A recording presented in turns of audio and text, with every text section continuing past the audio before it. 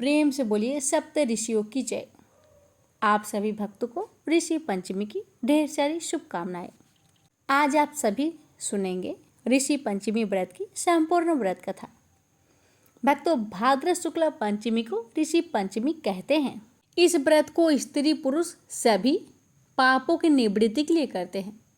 व्रत रहने वाला किसी नदी या जलाशय में स्नान कर आंगन में वेदी बनाए, तत्पश्चात गोबर से लिपकर मिट्टी या तांबे का जल भरा कलश रखकर अष्टदल कमल बनाए और अरुंधति सहित सप्त ऋषियों का पूजन कर आचार्य को दक्षिणा दे तथा ब्राह्मण को भोजन कराए। अब सुनिए कथा। भक्तों, आप सभी तो वाल्मीकि ऋषि को तो जानते ही होंगे। वह एक महान ऋषि थे तथा उन्होंने महाकाव्य रामायण की रचना की थी, अर्थात रामायण लिखी थी।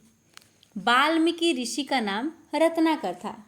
रत्नाकर ऋषि बनने से पहले एक बहुत क्रूर डाकू थे।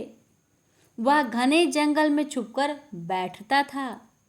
जंगल से आने जाने वाले राहगीरों को रोककर उनकी धन संपत्ति लूट लेता था, उन्हें मार डालता था और उस संपत्ति से अपनी पत्नी बच्चों का भरण पोषण करता था। प्रतिदिन शाम को उसकी पत्नी और बच्चे उसकी राह देखते थे कि उन्हें पहनने को आभूषण और खाने के लिए मिठाइयाँ और अच्छे अच्छे व्यंजन मिलेंगे। उनके आने पर घर के सभी सदस्य उनका प्रेम से स्वागत करते थे। जब लोगों के ध्यान में आया कि यह रास्ता ठीक नहीं है, यहाँ डाकू रहते हैं, तो फिर धीरे धीरे लोग उस मार्ग से जाने से कतराने लगे। वे डरते थे कि कहीं डाकू उन्हें मार न डाले। रत्नाकर को लोग बाल्या डाकू के नाम से जानते थे। एक दिन नारद मुनि हाथ में बीना लिए नारायण नारायण का जाप करते हुए जंगल से निकल रहे थे। बाल्य डाकू वहीं जंगल में छुपकर बैठा था तथा यात्रियों की प्रतीक्षा कर रहा था, जिससे वह उन ऋषियों को लूट सके तथा आज अपने परिवार का भरण पोषण कर पाए। नारद मुनि के शब्द बाल्य के कानों तक पहुँचे। वह उन्हें लूटने के उद्देश्य से उनके सामने पहुँच गया। उसके हाथ में उन्हें मारने के लिए तलवार थी। उसने नारद मुनि को लूटने के लिए रोका और कहा कि तुम्हारे पास जो भी है वह मुझे दे दो और तभी तुम आगे जा सकोगे। नारद मुनि ने उसे देखा और शांति से हंसते हुए कहा, ये देखो, मेरे हाथ में बीना और मुख में हरि नाम के अलावा मेरे पास कुछ भी नहीं। इस पर बाल्या डाकू अपने हाथ की तलवार उठाई और कहा कि जो है वह सब दे दो, नहीं तो तुम्हारी गर्दन उड़ा दूंगा। इस पर थोड़ा भी गुस्सा ना कर नारद मुनि ने कहा कि अरे, मेरी गर्दन खुशी से उड़ाओ, परंतु उसके पूर्व मेरे एक प्रश्न का उत्तर तो दे दो। नारद मुनि का शांत आनंदी मुख देखकर बाल्या डाकू भी थोड़ा विचलित हो गया और बोला, ठीक है, पूछो। इस पर नारद मुनि ने उससे कहा कि यह तुम जो लूटपाट करते हो, इसके कारण तुम्हें बहुत पाप लगेगा। उस पाप के कारण तुम्हें बहुत दुख भोगने पड़ेंगे, तो तुम ये सब क्यों करते हो? उस पर रत्नाकर ने उत्तर दिया कि मैं यह सब अपनी पत्नी और बच्चों के पेट भरने के लिए कर रहा हूँ। इस पर नारद मुनि ने कहा, जिनके लिए तुम यह पाप कर रहे हो वह तुम्हारी पत्नी और बच्चे क्या तुम्हारे इस पाप का आधा फल भोगेंगे या भोगने के लिए तैयार है? इस पर रत्नाकर बोला, हाँ, उनके लिए ही तो मैं ये सब करता हूँ, तब वे तो इस पाप का आधा फल भोगेंगे ही। नारद मुनि ने कहा, तुम पहले घर जाओ और उनसे पूछो कि वे तुम्हारे पाप का आधा फल भोगेंगे अथवा नहीं। यह सुनकर रत्नाकर ने थोड़ा विचार किया और कहा कि जब तक मैं घर से इस प्रश्न का उत्तर नहीं लेकर आता तब तक तुम यहीं रहना और कहीं भागने की कोशिश न करना। वह अपने घर की ओर चल दिया घर जाकर उसने अपने पत्नी बच्चों से पूछा कि मैं प्रतिदिन तुम्हारे लिए लोगों को लूटता हूँ, मारता हूँ। इसके कारण मुझे जो पाप लगने वाला है, क्या उस पाप का आधा फल तुम भोगने के लिए तैयार हो? यह सुनकर प्रतिदिन रत्नाकर प्रेम से स्वागत करने वाली पत्नी और बच्चे आज तो गुस्सा होकर बोले, हमारा भरण पोषण करना तुम्हारा कर्तव्य है। हमने तो तुम्हें पाप करने को नहीं कहा था। तुम ही अपने मन से ये सब करते हो, तो इस पाप को तुमको ही भोगना पड़ेगा। हम इस पाप का आधा फल क्यों भोगे? यह सुनकर रत्नाकर निराश हो गया। जिनके लिए मैंने इतने पाप किए, वे ही मेरे पाप में सहभागी होने के लिए तैयार नहीं है। वह दौड़ता हुआ और नारद मुनि के पैर पकड़कर रोने लगा। वह बोला, मुनिवर, मुझे क्षमा करें। मेरे घर वालों ने मेरे पाप में सहभागी होने से मना कर दिया है। मुझसे तो बड़ी भूल हो गई। मेरी गलतियों के लिए मुझे क्षमा करें। मुझे इस पाप से मुक्त होने का योग मार्ग आप ही बताए। नारद मुनि ने उसकी पीठ पर प्रेम से हाथ फेरा और उसे उठाया। उन्होंने कहा कि तुम श्री राम के नाम का जप किया करो, राम राम बोला करो। इस नाम से तुम्हारे सारे पाप धुल जाएंगे और तुम्हारे सारे दुख नष्ट हो जाएंगे। नारद मुनि का कथन सुनकर बाल्य डाकू ने उनसे आशीर्वाद लिया और वह राम राम का जप करने लगा। बाल्य डाकू ने इतने पाप किए थे कि वह प्रभु श्री राम का नाम भी ठीक से नहीं ले पा रहा था। राम राम कहने के बजाय उसके मुख से मरा मरा शब्द ही निकल रहा था। वह दिन रात प्रभु श्री राम के नाम के जप की बजाय मरा मरा ही जप करने लगा। इस प्रकार मरा मरा बोलते बोलते उसके मुख से राम राम का नाम निकलने लगा। ऐसे राम नाम जपते जपते 12 वर्ष बीत गए, परंतु वाले डाकू अपने स्थान से थोड़ा भी नहीं हिला। वह अपनी सूझ बूझ भूल गया। वह राम नाम के जप में इतना मग्न हो गया था कि उसके शरीर पर चींटियों ने बांबी बना ली, अर्थात चींटियों ने अपना घर बना लिया था और उसे पता भी नहीं चला। बहुत समय बीतने के बाद एक दिन क्या हुआ कि जब नारद मुनि उस जंगल से निकल रहे थे, तब उन्हें चींटियों की बाबी से राम राम की आवाज़ सुनाई दी। उन्हें बहुत आश्चर्य हुआ। वह तुरंत वहीं रुक गए और सोचने लगे कि यह आवाज़ इस चींटियों की बाबी से आ रही है। उन्होंने बाबी की मिट्टी हटाई, तब उन्हें राम नाम में मगन रत्नाकर दिखाई दिया। रत्नाकर को देख उन्हें बहुत आनंद हुआ। उन्होंने धीमे से रत्नाकर को पुकारा। रत्नाकर ने धीरे धीरे अपनी आंखें खोली तो उसने अपने सामने नारद मुनि को देखा और उसे बहुत आनंद हुआ। उसने उनके पैर पकड़े और उनकी आंखों से अश्रुधार बहने लगे, जिससे उनके चरणों का अभिषेक हो गया।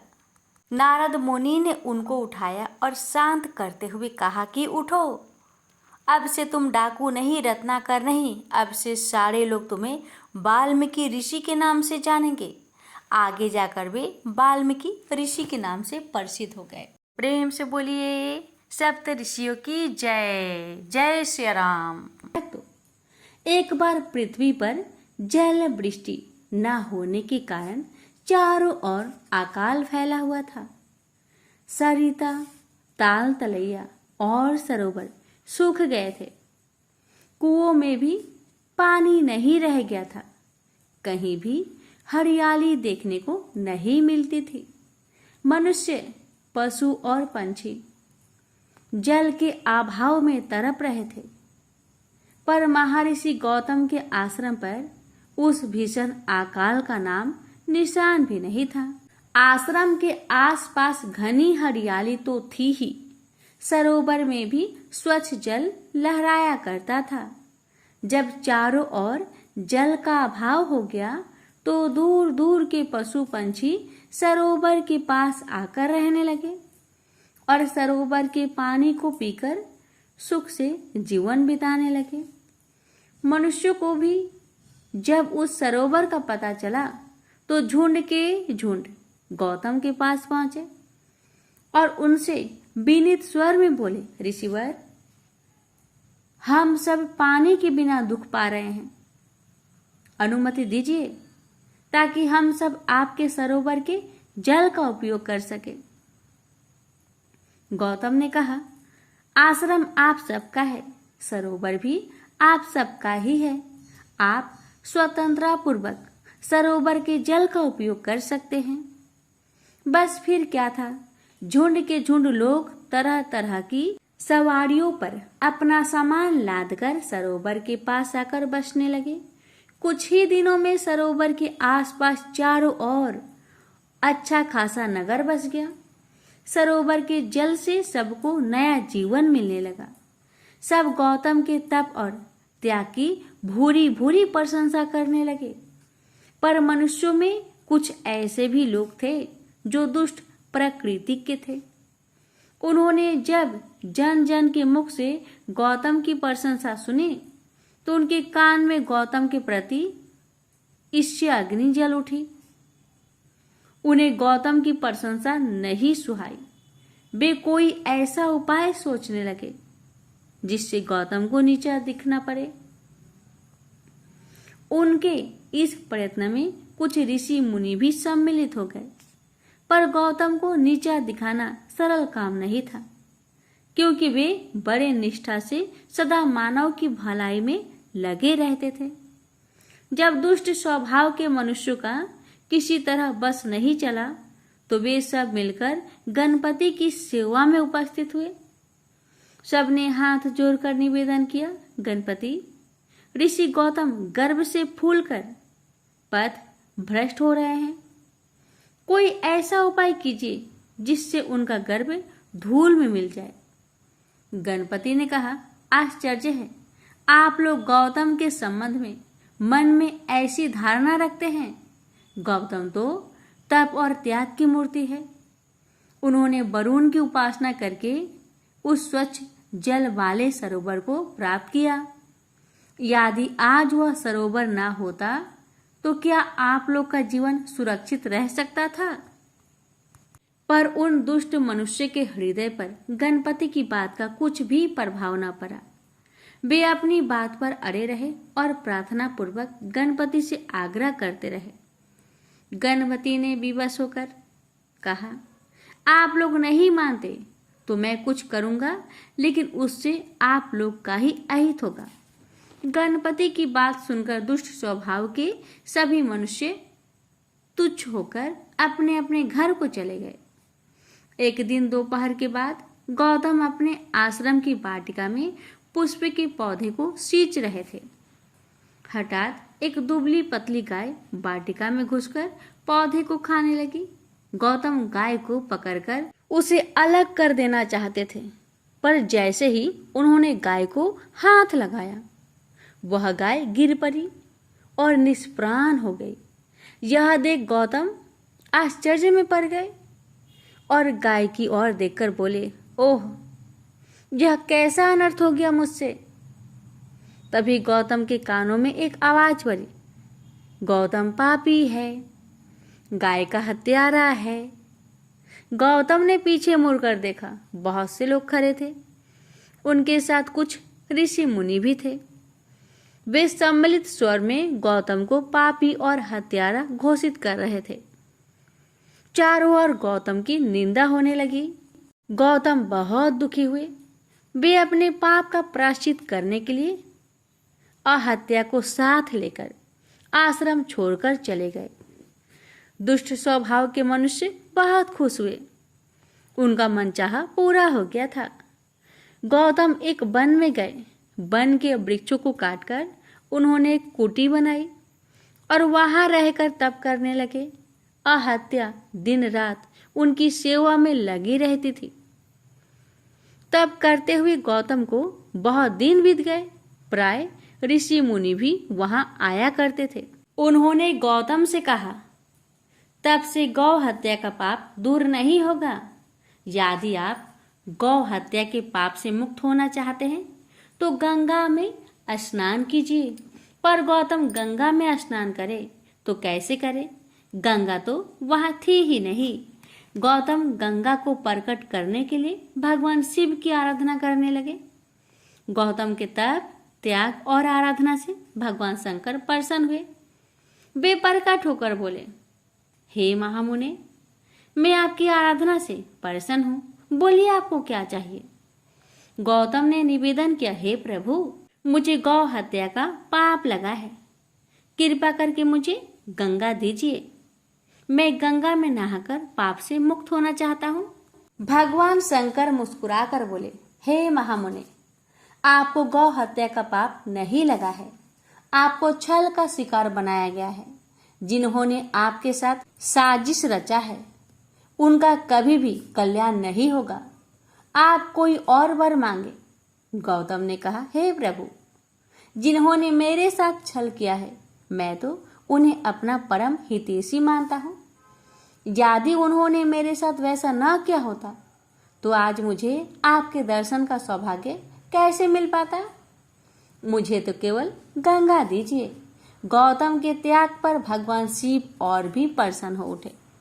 उन्होंने कहा, हे महामुने, आप धन्य हैं जो अपने शत्रुओं को भी अपना हितैषी मान रहे हैं।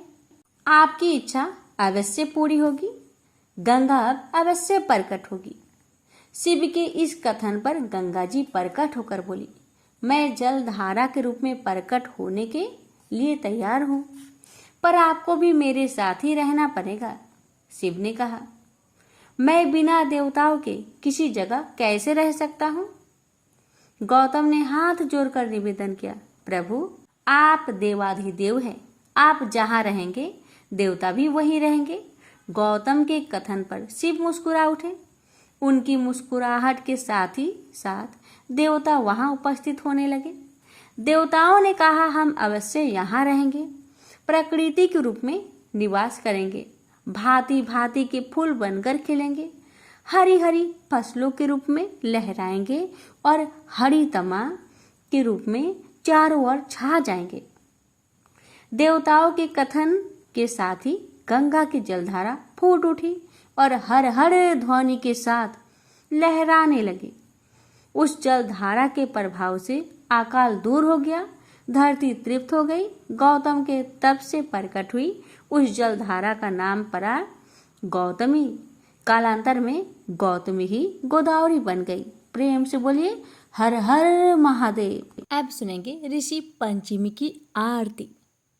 जय जय ऋषि राजा प्रभु, जय जय ऋषि राजा, देव समाज हत मुनि, कृति सुरगैया काजा। जय जय ऋषि राजा प्रभु, जय जय ऋषि राजा, जय जय दध्य गाथ वर्ण भारद्वाज गौतम, जय श्रृंगी पराशर अगस्त्य मुनि सत्तम। जय जय ऋषि राजा प्रभु, जय जय ऋषि राजा, वशिष्ठ विश्वामित्र गिर अत्रि, जय जय कश्यप भृगु प्रभृति, जय कृति तप संचय। जय जय ऋषि राजा प्रभु, जय जय ऋषि राजा, वेद मंत्र दृष्टा बन सबका भला किया, सब जनता को तुमने वैदिक ज्ञान दिया। जय जय ऋषि राजा प्रभु, जय जय ऋषि राजा, सब ब्राह्मण जनता के मूल पुरुष स्वामी, ऋषि संतति हमको ज्ञानी हो शपथ गामी। जय जय ऋषि राजा प्रभु, जय जय ऋषि राजा, हम में प्रभु आस्तिकता आप शीघ्र भर दो, शिक्षित सारे नर हो जा हमको बर दो। जय जय ऋषि राजा प्रभु, जय जय ऋषि राजा, धरनी धर कृत ऋषि जन की आरती जो गावे, वह नर मुनि जन की कृपा से सुख संपत्ति पावे। जय जय ऋषि राजा प्रभु, जय जय ऋषि राजा प्रभु, जय जय ऋषि राजा, देव समाज हत मुनि, देव समाज हत मुनि, कृति सुरगया काजा। जय जय ऋषि राजा प्रभु जय जय ऋषि राजा। प्रेम से बोलिए सप्त ऋषियों की जय।